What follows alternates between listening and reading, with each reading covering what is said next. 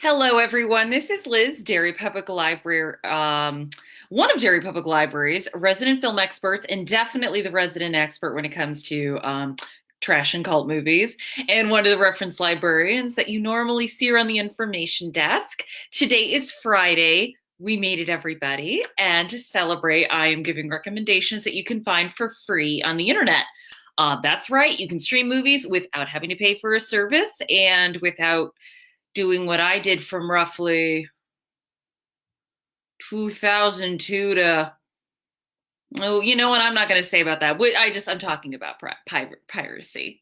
Anyway, there are some sites like Vudu, Crackle, Tubi, and even YouTube that offers movies free with ads. And I have a lot of good recommendations, some really good Mother's Day recommendations. We'll get started. The first is a film that is directed by a director that I really love. It's The Man Who Killed Don Quixote, and this is directed by Terry Gilliam.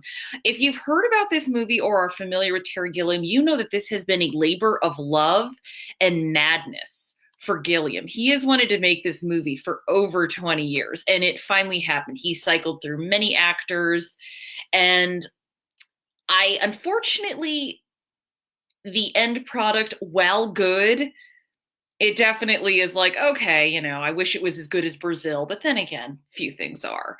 But it is still an incredibly good movie. You have Adam Driver kind of playing a little bit against type, and you have Jonathan Pryce, who is a fantastic actor. He has so much range. He is fantastic in this role, and well, I'm very glad he was nominated for Best Actor this past year. I wish it was for this movie instead of The Two Popes. He's good in both, but he has this kind of like free, wiry sense of wonder in this that I love seeing it. He's one of my favorite actors to watch.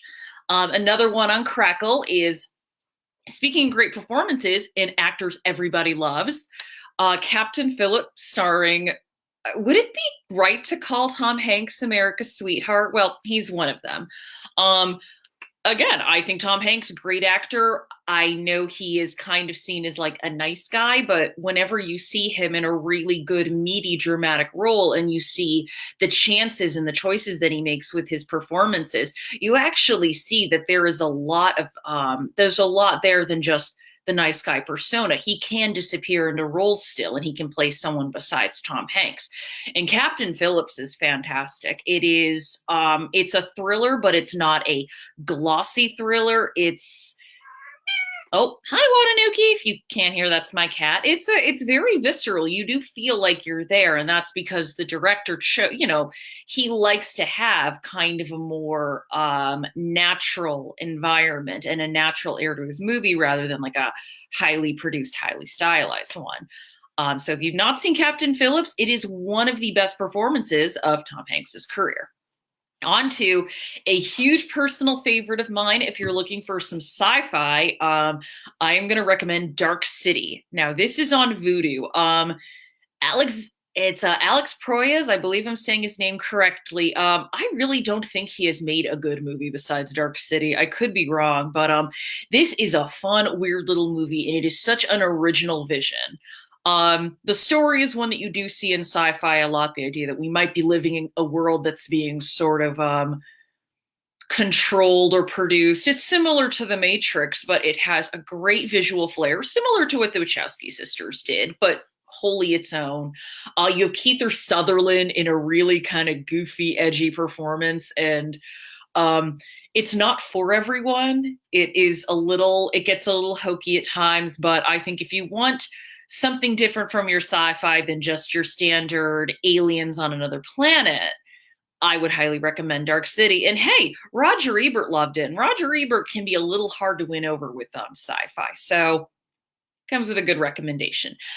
The next one I'm going to recommend is a great Mother's Day movie, and it is The Woman in Gold with Helen Mirren and Ryan Reynolds. Background on this movie is based on true events and true things that happen. If you've ever read about the rape of Europa, there were a lot of Jewish families who had their own personal works of art stolen and confiscated by the Nazis in World War II.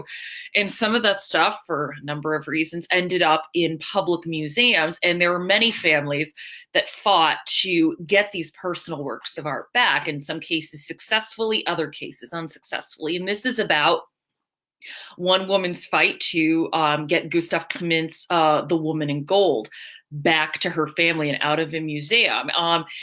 It's not like the greatest movie ever made, but it is a very serviceable drama. You have Helen Mirren, who always gives a good performance. If you're an Orphan Black fan, Tatiana Maslany plays Helen Mirren's young counterpart.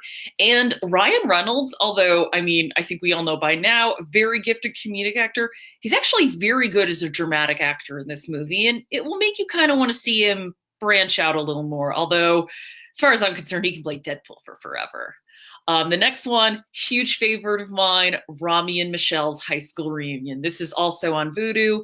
How can anyone not love Rami and Michelle? I mean, they invented Post-its. If you don't know about this movie, it's two women in the 90s go back to their high school reunion. It's a lot of fun. Good supporting performances by Alan Cumming and Janine Garofalo. It's got a good message of you shouldn't really care about what people 15 years ago thought of you because you're living a life way outside of that by now.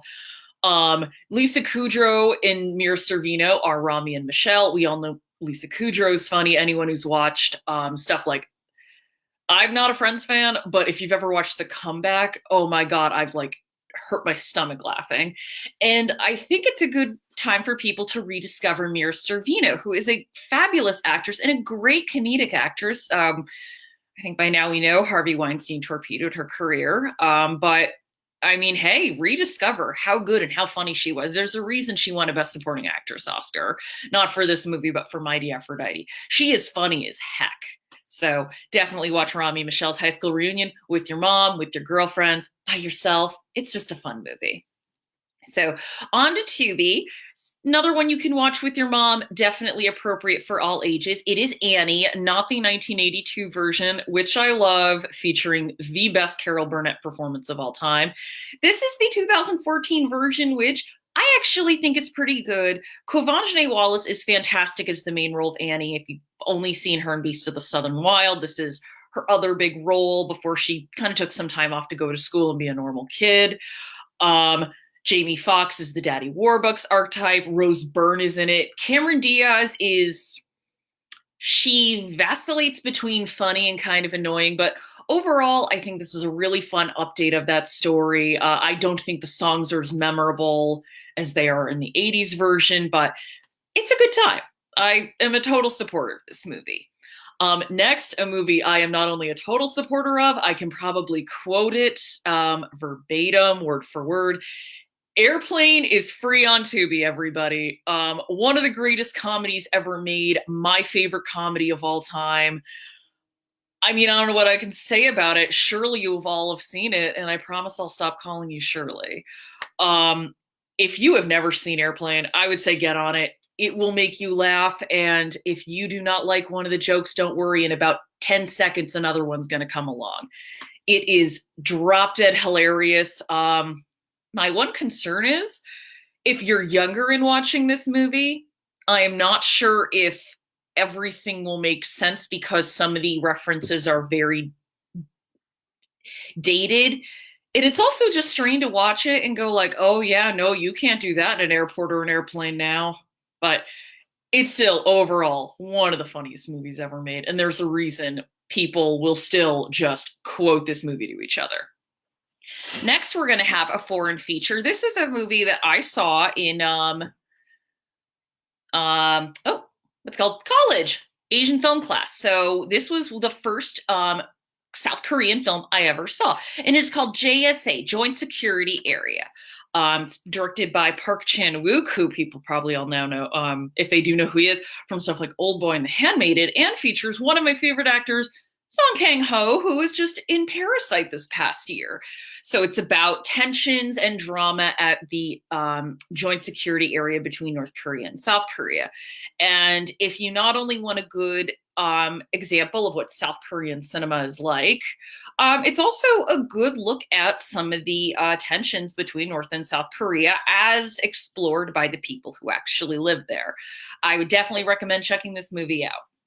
The final movie I'm going to recommend, you can find this movie everywhere. It is technically public domain, and I'm recommending it because I watched a fantastic virtual seminar on it last night, and it is George A. Romero's 1968 groundbreaking film, Night of the Living Dead. I don't think there is a way to understate how important this movie is and how much it changed cinema forever. If you like independent films, this is the ultimate independent film. If you love horror, this movie changed the face of horror. If you just like zombies as a genre, this is the movie that made zombies scary again. It is this it's just an amazing story of just some people who wanted to make a movie, wanted to make a B movie, and ended up making a film that changed the landscape of cinema. And I'll say this, for as much as I love that trashy, violent, like 70s, 80s Italian stuff, Night of the Living Dead, fairly low on gore, and it's all black and white. And there is something about this movie that scares me more than any of those other ones. There's something about it that feels almost like you're watching a documentary. And the scariest thing about it isn't the zombies, it's just how scared all the characters are and how quickly they self-destruct and how selfish some of them can be. And watching that in 2020 is like, huh. Because it's not an optimistic movie. It's kind of the end of the day. We're all going to fight. Most of us are not going to survive. And even those that will, who knows what's going to happen to us. Don't know if I'm doing a good job selling this movie. Oh, dear. It's also groundbreaking because Black man is the lead character. That was rarely done in 1968 unless you were Sidney Poitier and you were in sort of a message movie.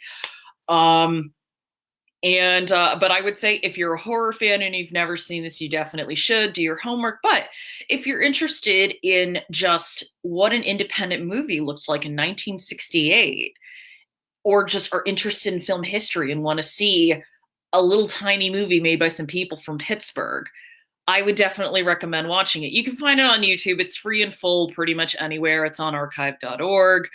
But yeah, there's a reason it's one of my favorite movies. It is, again, it's an interesting movie to watch in 2020, but I think it's an interesting movie to watch at any point in time. And I miss George Romero. Fun fact, I met him not once but twice. Totally cool dude, and I have 2 signed posters by him. One of them, unfortunately, can't see it, but I hope you all have a great weekend. Happy Mother's Day, and I will see you on Monday for the Director Day. Have a good weekend.